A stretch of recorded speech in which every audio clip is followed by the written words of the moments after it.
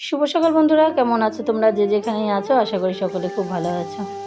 আমরাও আছি মোটামুটি ভালোই। তো আজ হলো 2রা বৈশাখ, আমাদের বাড়ি ফেরার পালা। তো সকাল সকাল দেখো, ভাবলাম একটু বাড়িটাকে তোমাদেরকে ঘুরিয়ে দেখাই, কারণ অনেক পুরনো বন্ধুরা আছো যারা আগের আমার ভিডিও দেখেছো। এইখান থেকেই আমার সকাল হতো, সকাল থেকে রাত হতো, রাতের পর আবারও দিন হতো। তো এখানেই কিন্তু আমার জীবনটা কাটতো। কিন্তু আজ বড্ড মানে কি বলবো, নিজেকে যেন অচেনা অচেনা লাগছে। নিজের বাড়িতে এসেও যেন সেই টান, সেই মানে অনুভূতি, সেই ভালোবাসা মানে আগের মতো যেন সেই আকৃষ্ট করছে না, এরকম একটা পরিস্থিতিতে এসে দাঁড়িয়েছি। একটা সময় এই বাড়ি ছেড়ে যখন কলকাতায় গিয়েছিলাম, অনেক কেঁদেছি আমি, অনেক অনেক, মানে আমি, অদ্রিজা, সবাই এত কেঁদেছি। পুরো রাস্তাটা, এমনও দিন গেছে যেদিন গেছি পুরো 3 ঘন্টা চোখের জল শুকায়নি। কিন্তু আজকে সেই বাড়িতে ফিরেই কেমন যেন, মানে সেই সেই আগের যে নিজের বাড়ি, নিজের ঘর, নিজের সংসার, নিজের গাছপালা, নিজের সব কিছু, মানে এখন যেন মনে হচ্ছে যেন সব কিছু একটা ফিকে হয়ে গেছে। আসলে ব্যাপারটা আমি দিনের শেষে এটুকুই বুঝলাম, কোনো কিছুর জন্য থেমে থাকে না কোনো কিছু, শূন্যস্থান ঠিক পূরণ হয়ে যায়। আগে হয়তো যখন ভাবতাম যে আমি চলে গেলে কি করে চলবে, হ্যাঁ কি, মানে এই আমার ঘর, এই আমার বাড়ি, এই উপরের ঘরটা সম্পূর্ণ নিজের হাতে, মানে নিজে তৈরি করা। অনেক কিছু আমি এসে এখানে নিজে করেছি, যেগুলো ছাড়তে খুব কষ্ট হয়েছিল, আমার খুব কষ্ট হয়েছিল। যে ভাবতাম, মানে এত কষ্ট করে, এত পরিশ্রম করে নিজের একটু একটু করে সুন্দর করে সংসারটা গড়েছিলাম, সেই সংসার ছেড়ে আমি কি করে থাকবো? বলছি না, এক এক দিন গেছি পুরো রাস্তা 3 ঘন্টা 4 ঘন্টা চোখের জল পড়তে পড়তে চোখের জল কিছুতেই শুকায় না। কিন্তু আজ এসে সব যেন পরপর লাগছে, মনে হচ্ছে যেন অন্য কারোর বাড়িতে হয়তো এসেছি একদিনের জন্য বেড়াতে। কেন এরকম হচ্ছে জানি না, তবে এটাই আমার মানে মনে হলো আর কি। তো যাই হোক, ওই যে বললাম না, দিনের শেষে এটুকুই বুঝলাম যে শূন্যস্থান বেশি দিন পড়ে থাকে না, শূন্যস্থান ঠিক পূরণ হবেই। যেমন দেখবে পরিত্যক্ত পুকুর বলো, একটা গর্ত বলো, দেখবে বেশি দিন কিন্তু সেই গর্তের গভীরতা থাকে না। আস্তে আস্তে যেভাবেই হোক, বর্ষাতে হোক, বৃষ্টিতে হোক, যেখান থেকেই হোক, নোংরা আবর্জনা, ধুলো বালিতে, সব কিছুতেই কিন্তু সেই গর্ত কিন্তু ভর্তি হয়ে যায়। এটাও হয়তো তাই, সংসারের প্রকৃতির, সংসারের নিয়মে, এই মায়ার জগতে। তো দেখলাম কোনো কিছুই থেমে নেই, সব কিছুই ঠিকঠাক নিজের গতিতেই চলছে। আমি শুধুমাত্র যেন বিচ্ছিন্ন হয়ে গেছি। তো যাই হোক, মাঠে এসেছিলাম, অনেক কথা বললাম। আর মাঠে এসেছিলাম, মাঠে কিছু শাক সবজি তুলেছি, তারপরে পটল নিয়েছি। আর এই যে একটু মাটি নেব, মাটিটা নিয়ে যাব, কারণ অদ্রিজা প্রচণ্ড গাছপ্রেমী মানুষ বলতে পারো। মানে ও গাছের প্রতি এত, মানে আকর্ষণ ওর, সব সময় যে গাছ লাগাবো, গাছ করব। এখানেও বাড়িতে অনেক গাছ ওর হাতের, মানে বেশিরভাগ অংশের গাছ বাড়িতে, ছাদ বাগানে যে সব ওর, ও গাছ লাগাবে, ও করবে, ওর কৃতিত্ব।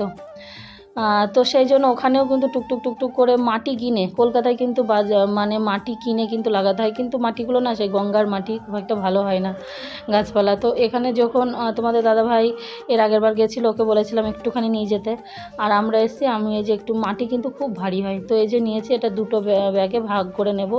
এই গাছের মাটি একটু দিলে গাছপালাগুলো ভালো হয়।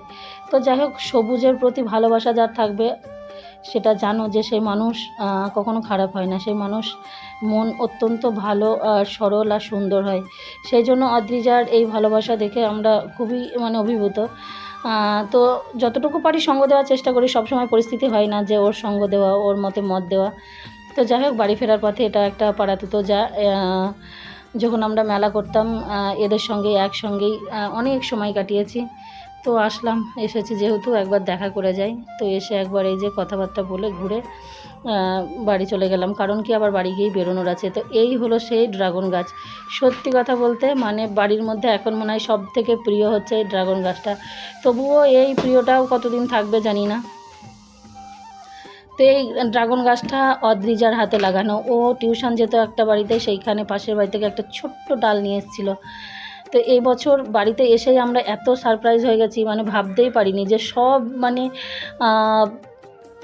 কি বলবো, অপূর্ণতার মধ্যেও এত বড় যে একটা পরিপূর্ণতা পাবো এটা ভাবতে পারিনি।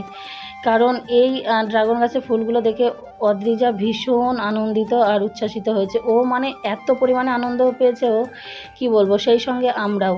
আর এই যে দেখো অ্যাডিনিয়াম গাছগুলো আমি নিয়ে এসে লাগিয়েছিলাম, 2টো অ্যাডিনিয়াম গাছ আজ থেকে মনে হয় 5-7 বছর আগে লাগিয়েছিলাম তোমাদের দাদাভাইয়ের আমি একটা নার্সারি থেকে নিয়ে এসে। তো অ্যাডিনিয়াম গাছগুলো ফুল ফুটেছে। আর এই যে সেই লাউ গাছ, সব কিছুই বড্ড মায়ার, কিন্তু সেই মায়াটা না এখন আর সেই কি বলবো, মানে দম বন্ধ করা লাগছে একটা। এই যে এখানে গাছগুলো, আর এই যে তুলসী মঞ্চটা গাড়িতে বসে একটা দোকান থেকে আনতে গিয়ে আমার পুরো পায়ে রক্ত জমাট বেঁধে গেছিলো। সব কিছুই দেখে মনে পড়ে, কিন্তু তবু যেন পরপর লাগছে। তো যাই হোক, আমাদের ব্যাগটা পুরো গোছ গাছ হয়ে গেছে। আমাদের এবার বেরোনোর পালা। ভালো লাগা, মন্দ লাগা, আবেগ, কষ্ট, ভালোবাসা সব কিছু বুকের ভেতর চেপে রেখে আবারও পথ চলা শুরু। আবারও আসতে হবে, কারণ সামনে ভোট আছে, ভোটের জন্য আসতে হবে। তো যাই হোক, চলো, নতুন জায়গায় গেছি। সব জায়গাটা ওই যে মেয়েদের জীবন হচ্ছে তরল পদার্থের মতো, নিজের বলে কোনো কিছু হয় না। যেখানে যাবে তুমি, সেই আমরা ছোটোবেলায় পড়েছিলাম তরল পদার্থ মানে যে পাত্রে রাখবে সেই পাত্রেরই আকার ধারণ করবে। তো এখন জীবনটা সত্যি কথাই তাই তরল পদার্থ, যখন যেখানে যাই সেইখানের পরিস্থিতির সঙ্গে মানিয়ে নেওয়াটাই জীবন, এর বেশি আর কিছু না। এখানে ছিলাম তখন এটা বড্ড আপন ছিল, বড্ড কাছের ছিল, বড্ড মানে নিজের ছিল, কিন্তু এখন আবার যেখানে গেছি সেটা মনে হয় যেন সব থেকে কাছে, সব থেকে নিজের। যখন বাপের বাড়িতে ছিলাম সব থেকে প্রিয় জায়গা সেটা ছিল, সব থেকে প্রিয় বিছানা সেই বাবার ঘরের সেই বিছানাটা ছিল, কিন্তু সেও আজকে সেও আজকে মানে মনে হয় যেন সত্যি কথা, বাপের বাড়ি হলেও মনে হয় যেন ভয় ভয় লাগে, কীরকম একটা আচমকা লাগে যে না। আর সব কিছুতেই বর্তমান যেখানে থাকি সেটাই হচ্ছে সব থেকে মানে নিজের জায়গা, এটুকুই বুঝলাম আমি। তো যাই হোক, চলো, ও আমাদের দিতে যাচ্ছে আর আমরা এখন বাড়ি ফিরবো। অনেক টুকটুক করে অনেকগুলোই ব্যাগ হয়ে গেছে। ব্যাগগুলো জানি হয়তো নিয়ে যেতে কষ্ট হবে, কিন্তু তবু নিয়ে যেতে হবে। ওই যে মাটি নিয়েছি, অনেক সবজিপাতি যা পেরেছি নিয়েছি। সব ভালো লাগা, মন্দ লাগা সব কিছু বুকের ভেতর নিয়ে আমরা ট্রেনে বর্তমান। তো এই হলো সেই সোমরা বাজারের বিখ্যাত মিষ্টি, যেটা কাটোয়া লাইনের ট্রেনেই দেখা যায়। তো এই মিষ্টিটা খেতে সত্যি মানে কী দিয়ে ওরা বানায় জানি না, একদম কম দামে, 5 টাকা করে দাম। তো আমি এখানে 6টা নিলাম, আর জানি না ব্যাগের মধ্যে তবু রস ছেড়ে যাবে কি, যদিও এখানে শুকনো শুকনোই দেখায় মিষ্টি। আর মিষ্টিগুলো না খেতে খুব ভালো, অদ্রিজা খুব পছন্দ করে। যাওয়ার সময় অদ্রিজাও যেতে আসতে গেলে খাই, তো বললো নিতে, আমিও অল্প করেই নিলাম 6টা। আর চলে এসেছি আমরা 3.5 ঘন্টা জার্নি শেষ করে এই যে হাওড়া লঞ্চ ঘাটে। এখন আমাদের আবার লঞ্চ 8 ঘন্টা দেরি আছে, কারণ আমরা এখানে 2:30টায় এসে পৌঁছেছি, একেবারে 3টেই লঞ্চ। তো এখন একটু বসি, আর এখানে বসে অদ্রিজাকে একটা পেয়ারা কিনে দিলাম, তো ওটা খেতে খেতেই সময়টা কাটলো। আর কিছুক্ষণ আগে মনে হয় জোয়ার ছিল, তো জোয়ার এখন ভাটা শুরু হয়ে গেছে।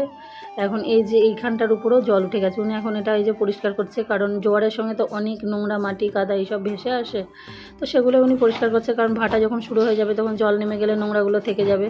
তো যাই হোক, চলো, অনেক অভিজ্ঞতা, অনেক কিছু শেয়ার করলাম। অনেকের অনেক কিছু মনে হতে পারে, অনেকের অনেক কিছু কি বলবো, খারাপ ভালো সব কিছু লাগতে পারে, কিন্তু অবশ্যই যে যার জায়গা থেকে সে সেরকমই ভাববে।